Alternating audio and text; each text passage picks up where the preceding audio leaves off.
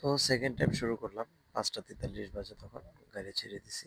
আমি সেকেন্ড টাইমে যে প্রথম যে সাইড 6:04 যে পৌঁছাই, তারপর পুনরায় আবার চালু করি, রাইট যেতে থাকি। তারপর দ্বিতীয় সাইডে এসে পৌঁছাই। তখন অলমোস্ট 6:17 বাজে। এসে তাদেরকে নামাই। আমি যাই আমার দ্বিতীয় সাইড গন্তব্যে। সেখানে যখন আসি, এসে 6:30 মতো বাজে, তখন এসে পৌঁছাই। আর এখন আপনাদেরকে দেখাবো হচ্ছে ইকোলিঙ্ক, যেটা হচ্ছে চাইলেই সবকিছু রক্ষা করা সম্ভব। দেখুন ইকোলিঙ্ক, এটা হচ্ছে দুইটা যে জঙ্গল আছে, দুইটা জঙ্গলের মাঝখানে শুধুমাত্র জীব জানোয়ার যাওয়ার জন্য রাস্তা করে দিছে আর কি। ওয়েদারটা খুব সুন্দর, তাই না?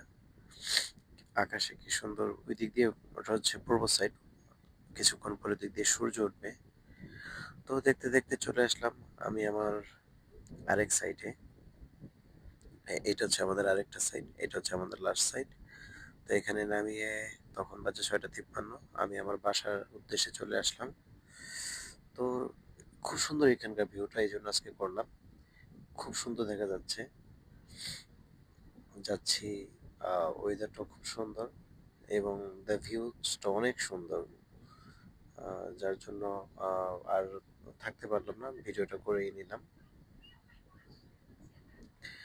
তো এন্ড অফ দ্য শেষ হইলো আমার সকালের জার্নি। আবার বিকালে শুরু হবে। দোয়া করবেন আমার জন্য, যেন আহ, আপনাদের দোয়ায় ঠিকমতো গাড়ি চালাতে পারি, কোনো রকম অ্যাক্সিডেন্ট বা কোনো কিছু ছাড়া। আপনাদের জন্য এরকম আরো ভালো ভালো ভিডিও দিতে পারি, সেই জন্য সাপোর্ট করবেন, লাইক শেয়ার কমেন্ট করে। এটা হচ্ছে আমার প্রথম ব্লগ, যদিও আমি এর আগে কখনো এরকম ব্লগের ভিডিও করিনি। তো দোয়া করবেন যেন করতে পারি।